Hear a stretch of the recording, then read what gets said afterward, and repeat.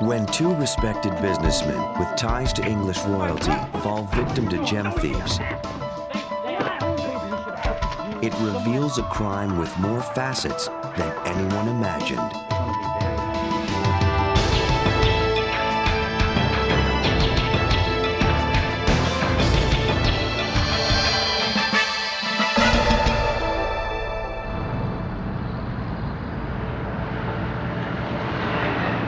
New York City is a place where fortunes have been made and lost.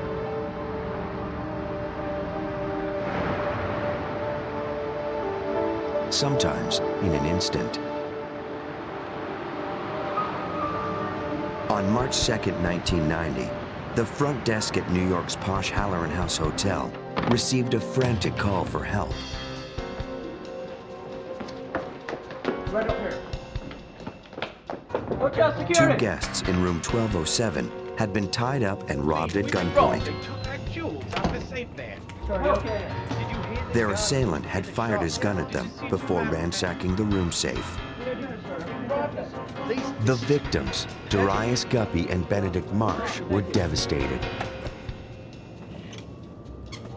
As the proprietors of a fledgling gem business, they'd flown all the way from London to New York to sell their entire inventory.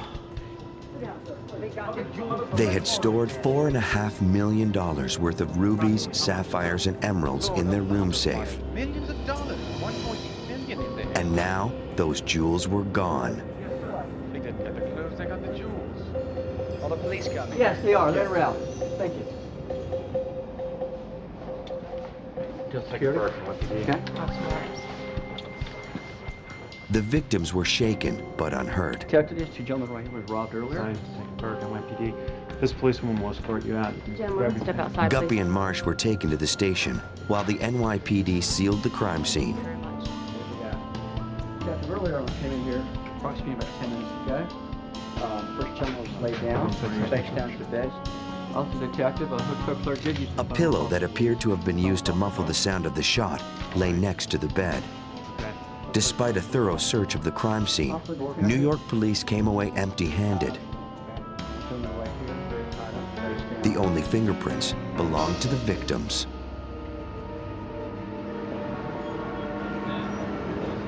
As Guppy and Marsh each told police, they had come to New York as entrepreneurs. What was the first thing that happened? You were eating your sandwiches and then... Well, the first thing that happened was Before leaving London, they'd made appointments with several jewelry buyers, hoping to sell their stones. we talked on the telephone. Yeah. We have some jewels for you. We've traveled a long way. I guess we need to take a look at them. Yes.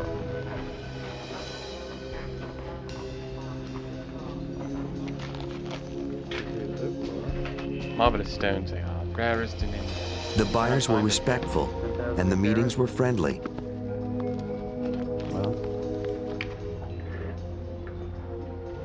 Well, that one's a little higher. But they weren't interested in the stones. I tell you what, my partner will leave you our number.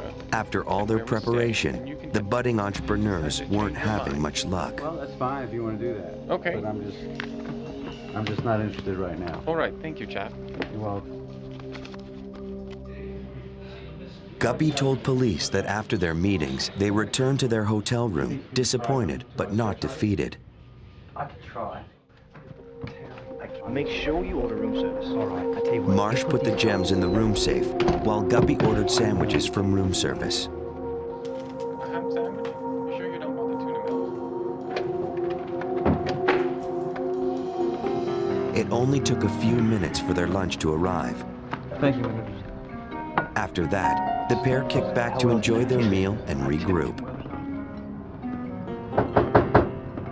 Just then, they heard another knock at the door.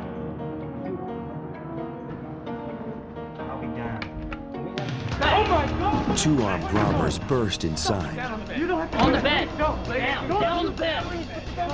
They tied up the terrified Englishman and insisted they hand over the key to the safe. When Marsh failed to respond, one of the robbers fired a gun. The shot barely missed his head. Up! Now! I'm getting up. The gunman once again demanded the keys to the safe. The frightened jewel merchants told the robbers where the key was.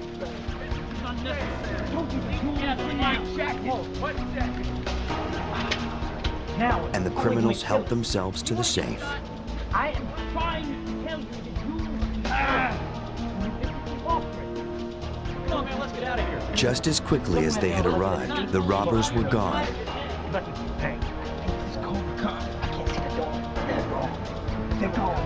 The stunned victims struggled to their feet and made their way to the phone to call the front desk.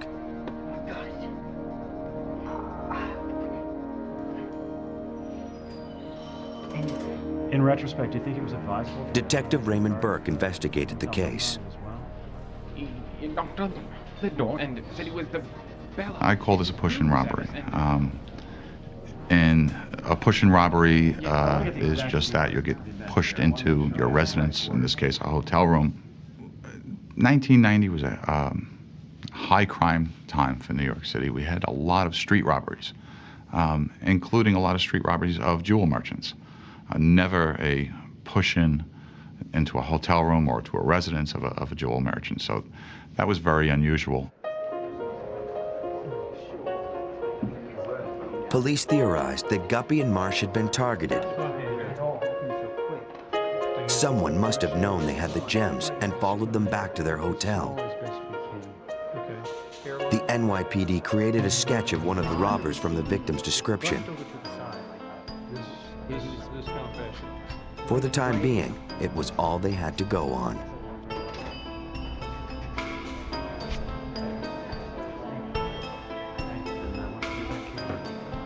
These are what we call mugshot books. Probably heard of The them. Englishmen were unable to identify their assailants from hundreds of mugshots. Normally at the end of such an ordeal as going through all these photographs, you may have 20, 30 photographs sitting in front of you left on the side, and then we'll start doing a process of elimination. And, oh, it can't be him because he's got brown eyes, or it can't be him because he's got a scar and this guy didn't have a scar. We had nothing to look at. There was nobody there for either one of them. Police began to suspect the thieves were not local. With $4.5 million in jewels at stake, maybe the crooks had followed them all the way from England.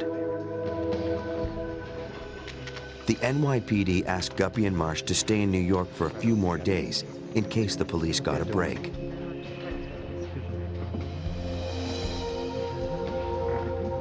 But the initial investigation yielded few clues. Jeff Edwards covered the story in Britain for the Daily Mirror. And after a couple of days, the police said to Guppy and Marsh, look, we're very sorry for what's happened to you. You come here as visiting businessmen coming to our city, and it's a terrible thing that's happened. We'll let you know you're free to go. Days after the robbery, Darius Guppy and Benedict Marsh returned home. They left behind $4.5 million in gems and their dream of becoming successful entrepreneurs.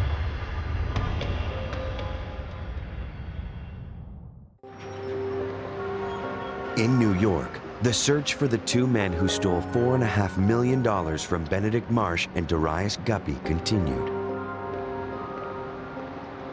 NYPD detective Raymond Burke knew it would be a difficult job.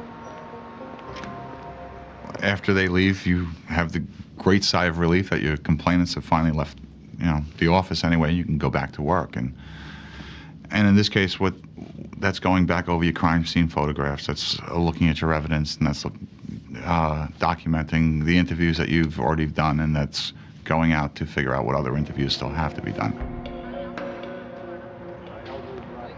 Police followed up on the only lead they had. In Brooklyn, a man had been shot to death when he was mistaken for a jewel merchant. Police thought Guppy and Marsh might have been victims of this same robber. If so, they were lucky to be alive. sketch I want you to take a look at. No one in the area recognized the man Guppy and Marsh described in the sketch. Police had very little to work with, but Burke remained confident the missing gems would lead them to the thieves. This was going to break eventually. You don't steal $4.5 million and nobody hears about it again. Those gemstones had to be sold. They were going to pop up somewhere, or somebody was going to get arrested and he was going to immediately give up his buddy. And that's the way most cases break. Detectives tried to force a break by visiting the gem buyers Marsh and Guppy met with prior to the robbery. Probably heard about. Yep. This composite sketch None was put recognized the together sketch of the by a couple suspect, of victims. but they did remember the victims. The thing about this is it was Most jewelers remembered them coming in, showing some stones, weren't interested. Nothing that stood out too much except for one jeweler who remembered them because they were British, and he didn't deal with many British merchants. Back in England, Darius Guppy and Benedict Marsh tried to get their company back on its feet. Although their entire inventory of gemstones had been stolen, they were insured through Lloyd's of London. Mr. Schwartz said it was relatively important to call him back. Normally, an insurance company won't pay out an insurance claim immediately. They want to see how the investigation progresses in case of fraud. In this case, Lloyd's told me they would pay out immediately to Guppy and Marsh because of who they were. I asked who they were, and they replied, well, Darius Guppy is very well known in England, socialite. Explained his great-grandfather was the explorer who discovered the fish, and that Marsh's father was an extremely wealthy man in Great Britain. Darius's great-grandfather discovered the fish that now bears his family name.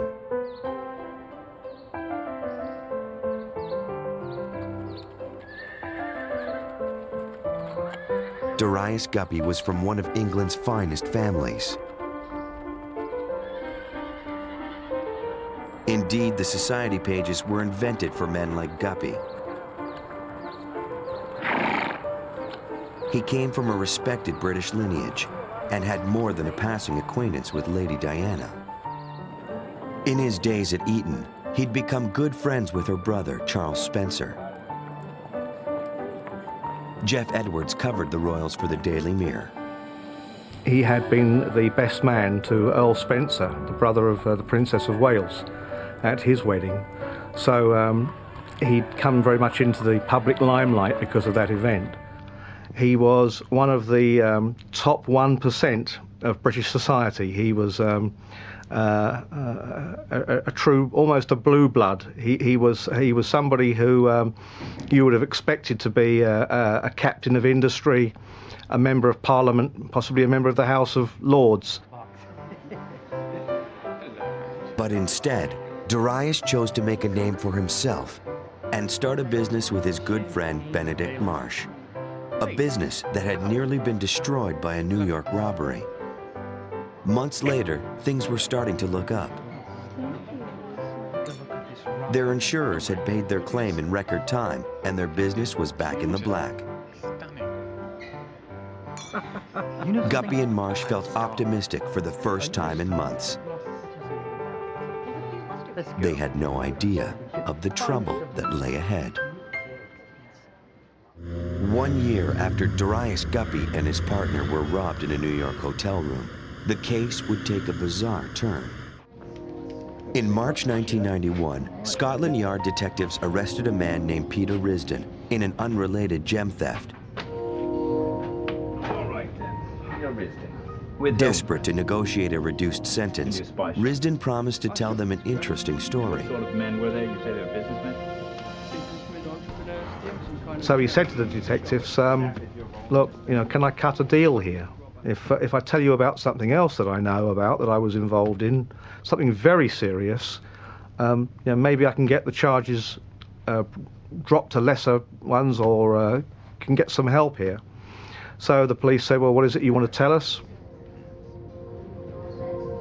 Risdon told police he ran a spy store that specialized in counter-surveillance equipment, miniature cameras, and custom-built cases to conceal documents. in London. What are you saying exactly, Mr. Risden? In 1988, two men walked into his store, Hey, boys. Darius Guppy and Benedict Marsh. At the time, India outlawed the importing of gold.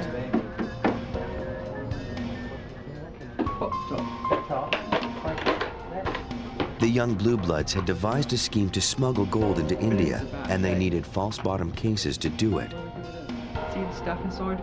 Give it a good pull. Like I said, the bottom's coming out. We need a foot. This is all documents here. You see that right now? The idea was to sell it, where I think on the black market it could achieve quite high sums. What exactly is your role in this then, Risden? Police were skeptical. Men like Risden ran in very different circles than the well-bred gem brokers. In a hotel. You broke into their room? That's right, it was a fake robbery where I'd go in with a gun and tied them up. Gem. Still, they looked more deeply into Guppy's background. When Guppy started his gem dealing business, he knew almost nothing about gems. You bought a gin earlier, sir.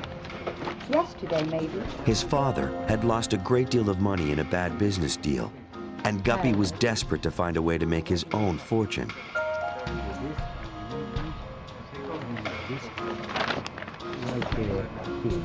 He attracted investors, like Marsh's father, by using the government's business enterprise plan, which gave tax breaks to investors in high-risk businesses. And the volatile gem market was very high risk. Having its certification from the government under the business enterprise scheme, they needed to show that the company was trading successfully, and it wasn't at all. And as a result of that, they had a very large gap in their books. To make up the gap, Marsh and Guppy used the profits from their gold smuggling enterprise to purchase gemstones. What's the name of the dealer who got him? The extra cash ensured they always showed a profit. His name was Doodah. The gold scheme proved to be a profitable but temporary solution. Hold on 1 second. Hold on just a second. Rumors began to circulate India would soon allow gold to be imported legally. Just open the market so anyone can bring it in. The market's just free to anyone.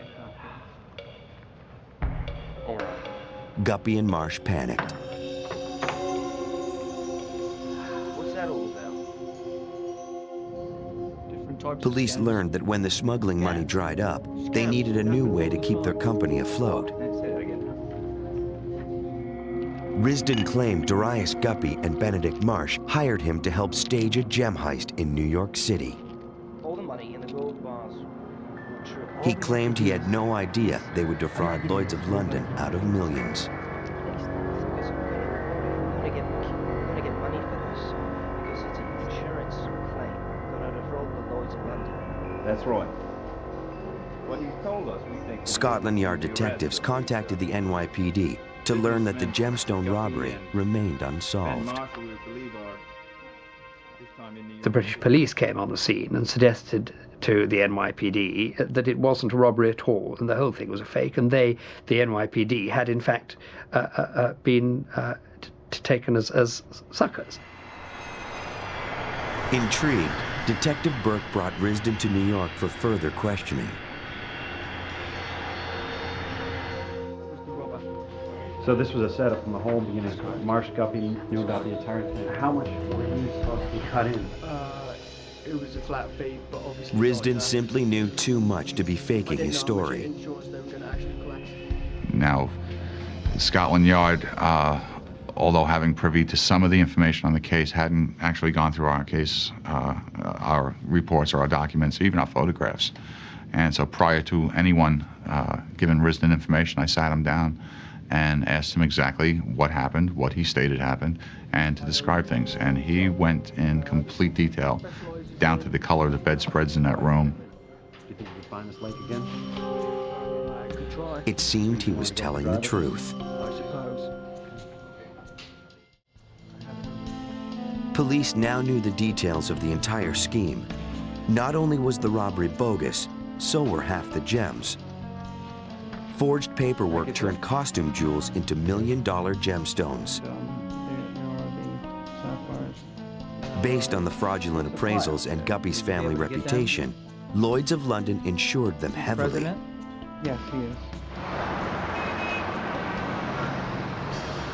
After arriving in New York, Guppy and Marsh met with the Fifth Avenue gem buyers. All right. I tell you what, my partner will leave you our number and where we're staying, and you can get to us if you decide to change your mind. Well, that's fine if you want to do that. Okay. But I'm just not the market. Then they headed to the hotel. Come on. Risdon arrived around 2 p.m., right on We're schedule. gonna call room service, right? So you go wait in the bathroom there. After a lunch of sandwiches, they launched their elaborate plan.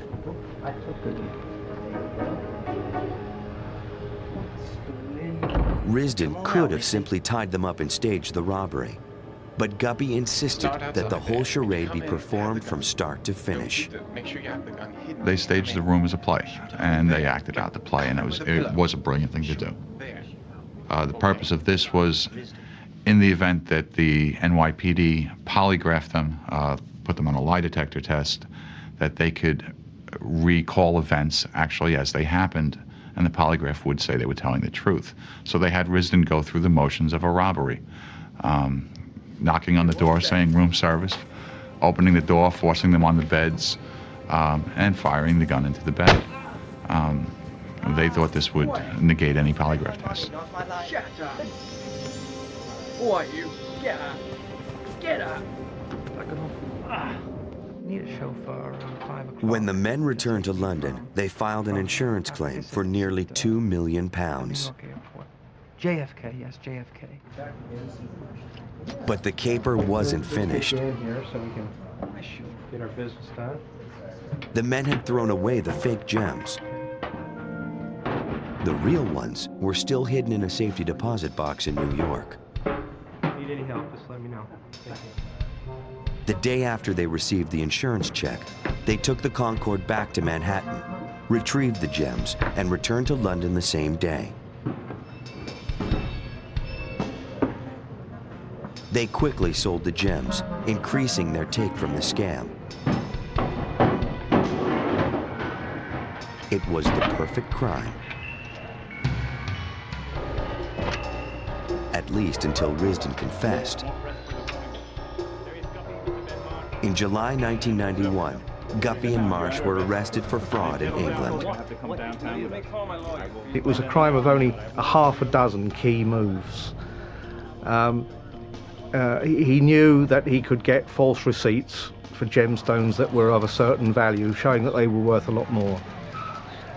He was also certain that he was such a clever guy that by taking the stones first into the gems market in New York, he would create, if you like, an alibi for himself. He would create witnesses who would say, yes, he was here and those stones were here. Thus, we know the stones were in New York. And then he also thought that the police were foolish, that they were easy meat, that they would swallow any story he gave them. On March 25, 1993, Darius Guppy and Benedict Marsh were sentenced to 5 years for fraud. Marsh was released in 1995 after serving only 2 years. Guppy also served a fraction of his sentence, spending 3 years in a minimum security prison. He was released in 1996. Peter Risdon avoided prosecution by cooperating with the authorities. These were two young men who were not professional criminals at all. They were ambitious young men who longed for adventure and on the wrong side of the tracks. So an awful lot of what they did was very well conceived and carried out.